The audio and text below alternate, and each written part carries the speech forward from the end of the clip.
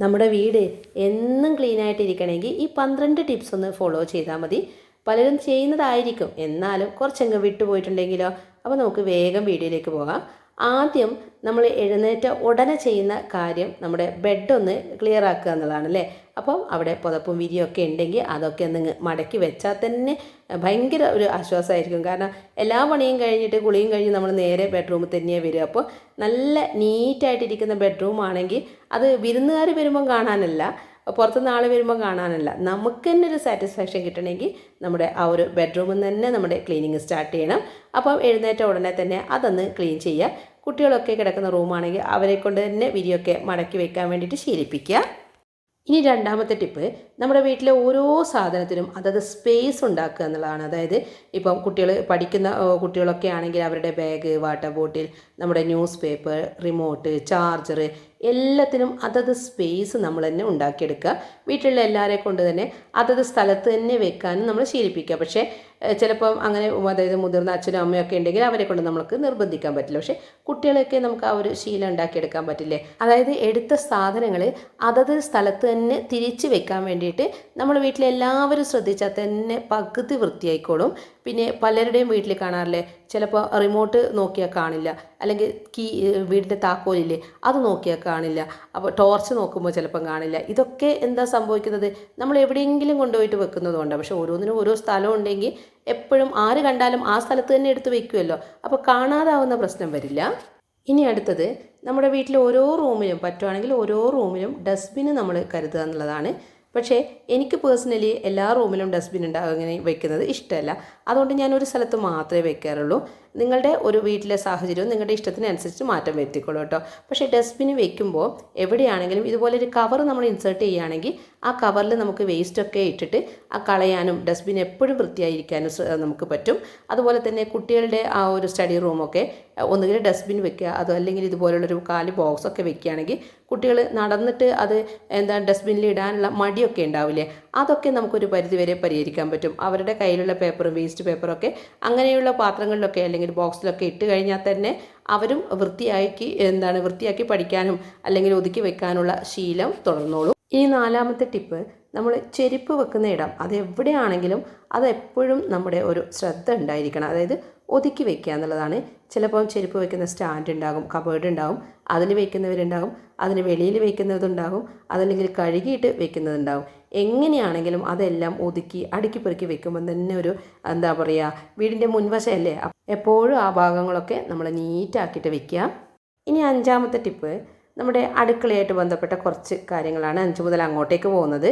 വേറൊന്നുമല്ല, നമ്മൾ കറിയൊക്കെ എടുത്തിട്ട് പാത്രത്തിലേക്ക് മാറ്റുമ്പോഴും അതുപോലെ കുക്ക് ചെയ്യുമ്പോഴും എന്തായാലും കറിയൊക്കെ ഉറ്റി വീഴും. അപ്പോൾ നമ്മൾ തിരക്കിൻ്റെ ഇടയിൽ നമുക്കത് പറ്റിയില്ലെങ്കിലും നമ്മൾ തുടക്കാൻ പറ്റുവാണെങ്കിൽ ഏറ്റവും നല്ലത്. അതല്ലെങ്കിൽ കുക്ക് ചെയ്ത ഉടനെ തന്നെ കൗണ്ടർ ടോപ്പൊക്കെ ഒന്നങ്ങ് വൃത്തിയാക്കുക. പ്രത്യേകിച്ച് വൈറ്റ് കിച്ചണൊക്കെ ആണെങ്കിൽ നമ്മളതങ്ങനെ വെക്കുകയാണെങ്കിൽ കറയൊക്കെ പിടിക്കും. അപ്പോൾ എപ്പോഴും നമ്മൾ മെയിൻറ്റെയിൻ ചെയ്യുന്നത് പോലെ തന്നെയാണ് നമ്മുടെ കിച്ചൻ്റെയും എല്ലാത്തിൻ്റെയും വൃത്തിയും കാര്യങ്ങളൊക്കെ അല്ലേ.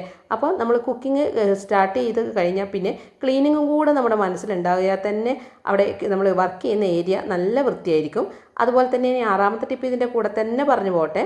വേറൊന്നുമല്ല, നമ്മുടെ ആ ഒരു സ്റ്റൗ ടോപ്പില്ലേ അത് എപ്പോഴും ക്ലീൻ ആക്കിയിരിക്കുക. അത് നമ്മൾ പ്രത്യേകിച്ച് പറയേണ്ട ആവശ്യമില്ല. പക്ഷേ ചിലപ്പോൾ ചിലരുടെ കുക്കിങ് രാവിലെ ഒരു ബാച്ച് ആയിരിക്കും, ചിലരുടെ ഉച്ചയ്ക്ക് വേറെ ബാച്ച് അങ്ങനെയായിരിക്കും. ചിലരുടേത് ഒരേ സമയം തന്നെ അടുക്കളയിൽ ഇറങ്ങിയിട്ട് നമ്മളെല്ലാം കൂടെ ഒരുമിച്ച് കുക്ക് ചെയ്യുന്നതായിരിക്കും.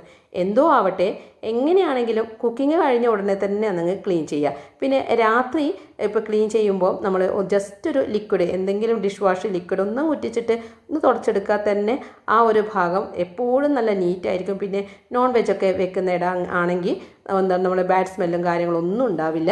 ഇതുപോലെ നമ്മൾ ആ ഒരു സ്റ്റൗ ടോപ്പൊക്കെ ഡെയിലി ക്ലീൻ ചെയ്യുകയാണെങ്കിൽ. ഇനിയിപ്പം 7ാമത്തെ ടിപ്പൊന്ന് പറഞ്ഞു പോട്ടെ. അത് ഭയങ്കര ഇമ്പോർട്ടൻ്റ് ആയിട്ടാണ് എനിക്ക് എപ്പോഴും തോന്നാറുള്ളത്. അതായത് നമ്മൾ ഇപ്പം എന്നുള്ള ആ ഒരു വേർഡില്ലേ, അതിൻ്റെ പവറിനെ നമ്മളങ്ങ് വിശ്വസിക്കുക. അതായത് എന്ത് കാര്യങ്ങളാണെങ്കിലും അത് പിന്നത്തേക്ക് മാറ്റി വെക്കാതെ അപ്പം തന്നെ അങ്ങ് ചെയ്യുക. ഈവണൊരു നമ്മൾ ഒരു ജ്യൂസ് കുടിച്ചിട്ടുണ്ടെങ്കിൽ അല്ലെങ്കിൽ നമ്മൾ കുട്ടികളോ ആരെങ്കിലും കുടിച്ചാണെങ്കിൽ അത് അവിടെ അങ്ങ് ഉണങ്ങാൻ വേണ്ടി വെക്കാതെ അപ്പം തന്നെ അങ്ങ് കഴുകുക. പിന്നെ ഒരു കാലി കവറുണ്ടെങ്കിൽ അങ്ങനെ ചുരുട്ടി കൂടി വെക്കാതെ അപ്പം തന്നെ അതങ്ങ് മടക്കി വെക്കുക. പിന്നെ നമ്മൾ ഫ്രിഡ്ജിൽ വെള്ളം നിറക്കാനുണ്ടെങ്കിൽ അത് അപ്പം തന്നെ അങ്ങ് ചെയ്യുക. കുഞ്ഞു കുഞ്ഞു കാര്യങ്ങളായിരിക്കും, പക്ഷേ നമ്മൾ ചിലപ്പോൾ മടി വിചാരിച്ചിട്ട് അത് പിന്നെ ചെയ്യാമെന്നങ്ങ് വിചാരിക്കും. പക്ഷേ അങ്ങനെയുള്ള കുഞ്ഞു കാര്യങ്ങളാണ് നമുക്ക് പെട്ടെന്ന് ചെയ്യാൻ പറ്റുക അല്ലേ. അപ്പം ചെയ്യേണ്ട കാര്യങ്ങൾ അപ്പം തന്നെ അങ്ങ് ചെയ്താൽ തന്നെ ഒരു വർക്കും നമുക്ക് പെൻഡിങ്ങിലുണ്ടാവില്ല. പിന്നെ നമ്മൾ സ്ത്രീകളാണ്, എല്ലാ സമയങ്ങളും എല്ലാ ദിവസങ്ങളും നമുക്ക് ഒരേ മൂഡൊന്നും ഉണ്ടാവില്ല. മൂഡ് ചേഞ്ചൊക്കെ ഉണ്ടാവും, പ്രത്യേകിച്ച് ഒരു 40 വയസ്സൊക്കെ കഴിയുകയാണെങ്കിൽ, അല്ലെങ്കിൽ നമ്മുടെ പീരീഡ്സിൻ്റെ സമയത്തൊക്കെ ആണെങ്കിൽ. പക്ഷേ അങ്ങനെയുള്ള ഒരു ദിവസങ്ങളൊക്കെ നമുക്ക് എക്സെപ്ഷണൽ കേസാണ്.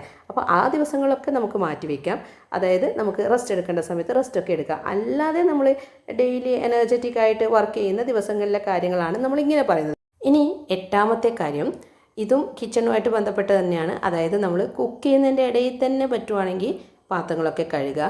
അതല്ലെങ്കിൽ എല്ലാ കുക്കിങ്ങും കഴിഞ്ഞിട്ട് ഉടനെ തന്നെ അങ്ങ് പാത്രം കഴുകുന്ന പണിയും കൂടെ തീർക്കുക. അപ്പോൾ ഞാനിത് 2 ഓപ്ഷൻ പറയുന്നത്, എനിക്ക് കുക്കിങ്ങിൻ്റെ ഇടയിൽ തന്നെ പാത്രം കഴുകുന്നത് എപ്പോഴും അങ്ങ് ഓക്കെ ആവാറില്ല, വർക്കൗട്ട് ആവാറില്ല. ചിലപ്പം ഞാൻ കുക്കിംഗ് എല്ലാം കഴിഞ്ഞിട്ട് ലാസ്റ്റ് പാത്രം കഴുകാമെന്ന് വിചാരിക്കും.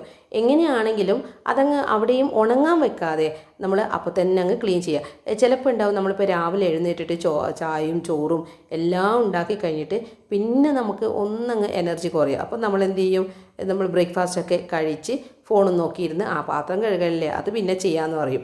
എന്നിട്ട് നമ്മൾ ആ ഒരു ബ്രേക്ക്ഫാസ്റ്റും കൊണ്ടങ്ങ് ഇരിക്കും ഫോണും നോക്കിയിട്ട്. പിന്നെ ആ ഒരു ഇരുത്തം ഒരു 15 മിനിറ്റ് കൊണ്ട് തീരേണ്ടത് ചിലപ്പോൾ 2 മണിക്കൂർ വരെ നമ്മൾ അവിടെ ഇരിക്കും. അപ്പോൾ നമ്മൾ രാവിലെ എഴുന്നേറ്റിട്ട് എല്ലാം കഴിഞ്ഞത് വെറുതെ ആയിപ്പോവും. അപ്പോൾ നമ്മൾ പറഞ്ഞു വന്നത് വേറൊന്നുമല്ല, ഫുഡ് ഉണ്ടാക്കിയ ഉടനെ തന്നെ അതിൻ്റെ കൂടെ തന്നെ പാത്രം കഴുകുന്ന പണിയും കൂടെ ചെയ്ത് തീർക്കുക. ഇനി അടുത്ത ടിപ്പ്, നമ്മുടെ കൗണ്ടർ ടോപ്പില്ലേ അതെപ്പോഴും ക്ലീനായിട്ടും നീറ്റായിട്ടും നമ്മൾ മെയിൻറ്റെയിൻ ചെയ്യാൻ ശ്രദ്ധിക്കുക. അതായത് വെള്ളം ഉറ്റി വീഴും, എന്തായാലും ജോലി ചെയ്യുന്നതല്ലേ, പിന്നെ പാത്രം കഴുകുന്ന സ്ഥലങ്ങളൊക്കെ വെള്ളം ഉണ്ടാവും. പക്ഷേ എല്ലാം കഴിഞ്ഞാൽ എപ്പോഴും ഡ്രൈ ആക്കി വെക്കുക. അപ്പോൾ നമുക്ക് വൈപ്പർ ഉണ്ടെങ്കിൽ വൈപ്പ് ചെയ്തിട്ട് പോകാം, അല്ലെങ്കിൽ തുണി. ഇപ്പോൾ എനിക്ക് വൈപ്പ് ചെയ്യുന്നതിനേക്കാളും കുറച്ചും കൂടെ കംഫർട്ട് തുണിയാണ്. അപ്പോൾ ഞാൻ തുണി കൊണ്ട് എപ്പോഴും തുടച്ചിട്ട് തന്നെയാണ് കിച്ചണിൽ നിന്ന് പുറത്തേക്ക് പോവുക. പിന്നെ നമ്മൾ ചെയ്യേണ്ട അടുത്ത ടിപ്പാണ്, ഈ വേസ്റ്റ് ഇടുന്ന നമ്മുടെ ബാസ്ക്കറ്റ് ഉണ്ടാവുമല്ലോ അത് ഡെയിലി ഒന്ന് തേച്ച് കഴുകണം, അല്ലെങ്കിൽ ബാഡ് സ്മെല്ലുണ്ടാകും, നമുക്ക് അറിയാലോ. അപ്പോൾ നമ്മൾ ഫുഡ് വേസ്റ്റ് ആണെങ്കിൽ പോലും അതെപ്പോഴും നീറ്റാക്കിയിരിക്കണം, അല്ലെങ്കിൽ ആ ഭാഗത്ത് നല്ല സ്മെല്ലും കാര്യങ്ങളൊക്കെ ഉണ്ടാകും. പിന്നെ നമ്മുടെ വേസ്റ്റ് ബാസ്ക്കറ്റ് കഴുകുന്ന ആ ഒരു നമ്മുടെ സ്ക്രബ്ബറും നമ്മൾ പാത്രം കഴുകുന്നതും സിങ്ക് കഴുകുന്നതും എല്ലാം വേറെ വേറെ ആക്കിയിട്ട് തന്നെ നമ്മൾ ശ്രദ്ധിക്കുക. ഇനി അടുത്തത്, നമ്മൾ എന്നും ഒരു ഷട്ട് ഡൗൺ റൊട്ടീൻ ഒന്ന് ഫോളോ ചെയ്യുക. അതായത് രാത്രി കിടക്കുന്നതിൻ്റെ മുന്നേ ഒതുക്കി വെക്കാനുള്ളതെല്ലാം അങ്ങ് ഒതുക്കി വെച്ചതിന് ശേഷം മാത്രം ഉറങ്ങാൻ വേണ്ടിയിട്ട് നമ്മൾ പോവുക. അവിടെ നമ്മുടെ സിങ്കില്ലേ, ആ അടുക്കളയിലെ സിങ്കാണെങ്കിലും വാഷ് ബേസിനാണെങ്കിലും അതെല്ലാം ക്ലീൻ ചെയ്യുന്നത് എന്നും രാത്രി ക്ലീൻ ചെയ്യുന്നത് നമ്മളൊരു ശീലമാക്കിയിട്ട് മാറ്റുക. രാവിലെ എഴുന്നേറ്റിട്ട് അടുക്കളയിലേക്ക് വരുമ്പോൾ പാത്രങ്ങൾ നിറഞ്ഞു നിൽക്കുന്ന ഒരു സിങ്കാണെങ്കിൽ നമുക്കത് ചിന്തിക്കാൻ പറ്റില്ലല്ലോ. കാരണം നമുക്ക് അന്നത്തെ ദിവസം തന്നെ ഒരു നെഗറ്റീവ് ആയിരിക്കും, രാവിലെ തന്നെ പാത്രം കഴുകേണ്ട ഒരു പാടല്ലേ. അപ്പോൾ മാക്സിമം രാത്രി തന്നെ എല്ലാം കഴുകി ഒതുക്കി പെറുക്കിയിട്ട് അടുക്കള അടക്കാൻ വേണ്ടിയിട്ട് നമ്മൾ ശ്രമിക്കുക. പിന്നെ സിങ്കിൻ്റെ കാര്യം, ഈ വാഷ് ബേസിൻ്റെ കാര്യം, ഈ വാഷ് ബേസിൻ എപ്പോഴും രാത്രി തന്നെ കഴുകണം എന്ന് ഞാൻ പറയുന്നത്, ലാസ്റ്റത്തെ നമ്മളൊരു പല്ല് തേക്കലും കൂടെ കഴിഞ്ഞിട്ടല്ലേ നമുക്ക് അവിടെ തേച്ച് കഴുകാൻ പറ്റൂ. അത് നമ്മളിപ്പോൾ ജോയിൻറ്റ് ഫാമിലിയൊക്കെ ആണെങ്കിൽ എല്ലാവരുടെയും പുറകെ പോയിട്ട് നന്നായിട്ട് വെള്ളം ഒഴിക്കണേ അങ്ങനെയൊന്നും നമുക്ക് പറയാൻ പറ്റില്ലല്ലോ. അപ്പോൾ നമ്മുടെ പതിവ് ശീലങ്ങളിൽ ഒന്നായിട്ട് ഇത് തേച്ച് കഴുകുന്നതും കൂടി അങ്ങ് ഉൾപ്പെടുത്തുക. വേറൊന്നുമില്ല, ഒരു ഹാൻഡ് വാഷ് 2-3 ഡ്രോപ്പ് ഒഴിച്ചിട്ട് അവിടെ തന്നെ ഒരു ബ്രഷും നമ്മൾ കരുതുവാണെങ്കിൽ അവിടെ ഒന്നങ്ങ് തേച്ച് കഴുകാവുന്നതല്ലേ ഉള്ളൂ. അതൊന്നും വലിയ ബുദ്ധിമുട്ടാവില്ല ഡെയിലി നമ്മളത് ചെയ്യുകയാണെങ്കിൽ.